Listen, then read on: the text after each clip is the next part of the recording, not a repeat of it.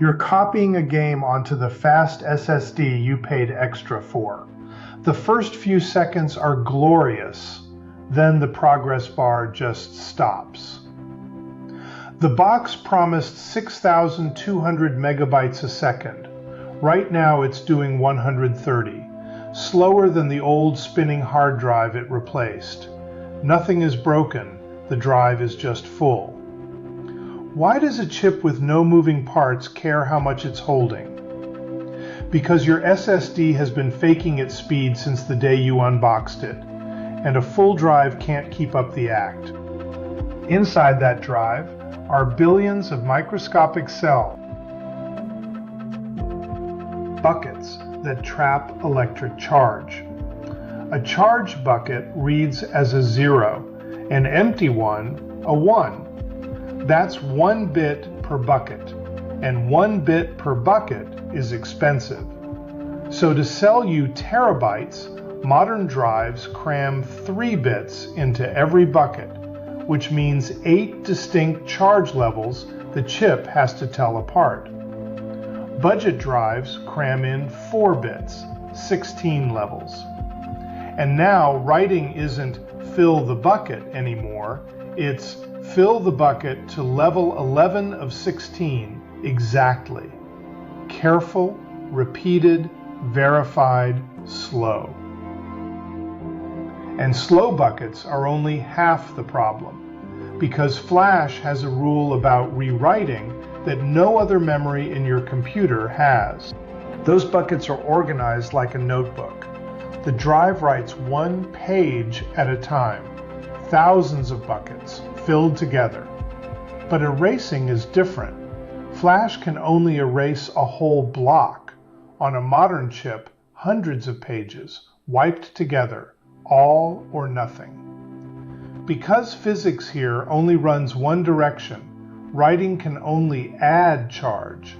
To pull charge back out, the chip has to flash reset an entire block at once. That reset is the slowest thing it knows how to do. One classic datasheet: reading a page, 25 microseconds. Writing one, about 220. Erasing, 500. And it takes every page in the block with it. So your drive never actually edits anything.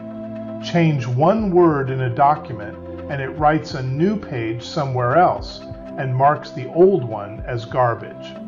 The drive doesn't edit, it abandons, which means the garbage has to go somewhere. On a brand new drive, none of this hurts. Every block is pre-erased, every page is blank, and every write drops straight in. That's the drive from the benchmark screenshots. And when you delete files, nothing gets erased. The index entry disappears. The pages of dead data just sit there. So in idle moments, behind your back, the drive runs a cleanup crew. It finds blocks that are mostly garbage, copies the few pages still alive over into fresh blocks, and erases the old blocks whole, restocking its shelf of ready blanks. Garbage collection. And it works beautifully, as long as there's slack, spare room to shuffle things around in. But you kept filling the drive. Now the shelf is empty. You hand the drive 1 page of new data, and there is nowhere blank to put it. So everything that used to happen in the background has to happen right now, in the middle of your copy. Find a victim block. 3/4 of its pages are still alive because the drive is nearly full. Copy them all somewhere safe. Erase the block, then write your page. Engineers measure this as write amplification.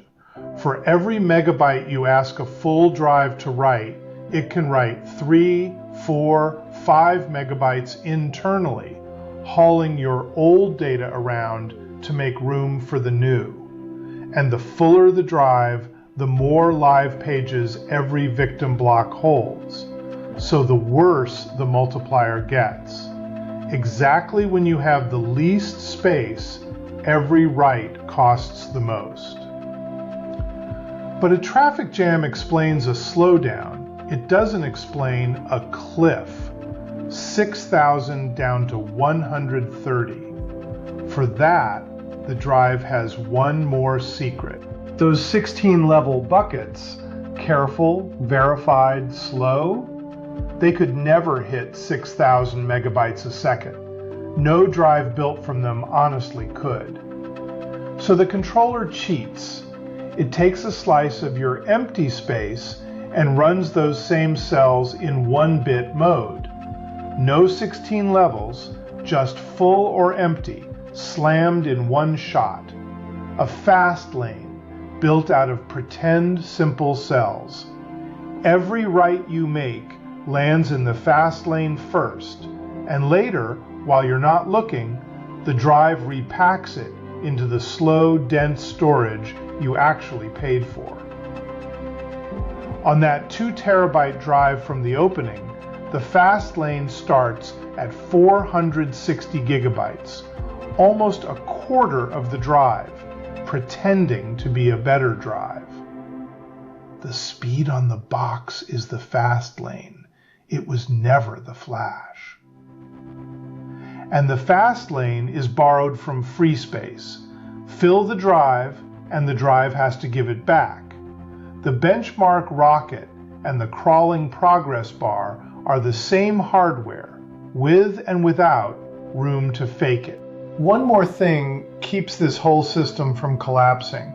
The drive can't see your files. It has no idea which pages are garbage. Deleting only edits the index after all. So every time you delete something, your operating system sends the drive a little list. These pages are dead now. The command is literally named trim, and it's the only reason the cleanup crew isn't carefully preserving, page by page, your recycle bin from 2015. So look at that progress bar again. The glorious first seconds, that was the last of the fast lane. The cliff, that was the drive running out of blank blocks, evicting its own past, page by page, in the middle of your copy. Nothing failed. The drive is doing exactly what it takes to hold 6,000 megabytes of ambition in 16 level buckets. And the manufacturers know. Drives secretly ship with more flash than the label says. Spare room you can never fill, held back so the cleanup crew always has somewhere to work. They call it over-provisioning. You can hand your drive the same gift. Keep 10–20% of it empty. That's not wasted space. That's the room it needs to do all of this behind your back. Give it room to work, and it stays the drive you paid for. Everything you just figured out rests on something deeper, and that's the next video, so start there. Would you rather understand your computer than just use it? Then subscribe, and I'll see you next time, further down the stack.